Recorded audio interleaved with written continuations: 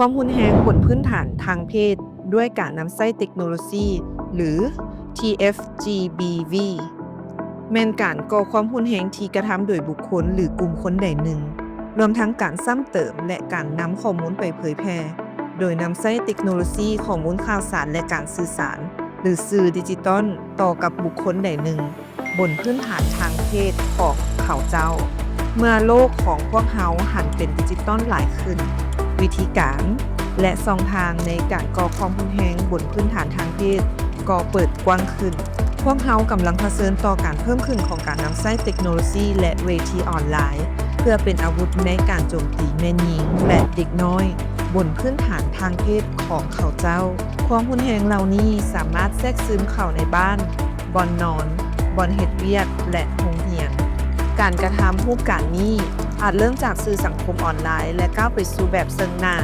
หรือในทางกลับกันแบบซึ่งหน้าไปสู่แบบออนไลน์ซึ่งปัจจุบันเริ่มต้นแก่การล่วงละเมิดที่เป็นอันตรายอย่างต่อเนื่องและสามารถกลายเป็นการก่อความรุนแรงที่ร้ายแรงที่สุดได้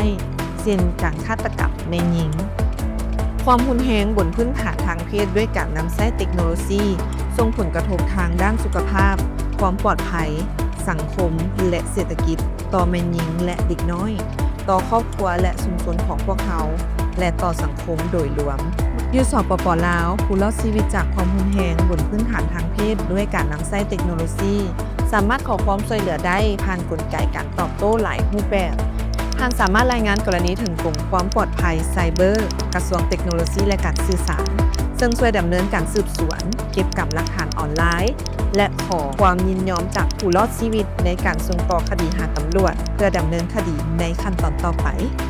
สหพันธ์แม่หญิงลาวให้บริการสายด่วนแห่งชาติตลอด24ชั่วโมง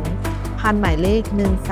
1362โดยการให้คำแนะนำให้คำปรึกษาการช่วยเหลือทางด้านกฎหมายการคุ้มครองกรณีและการเข้าถึงบ่อนพักอาศัยชั่วคราวที่ปลอดภัยทุกคนมีสิทธิ์ที่จะรู้สึกปลอดภัยตลอดเวลาและอยู่ทั่วทุกแห่ง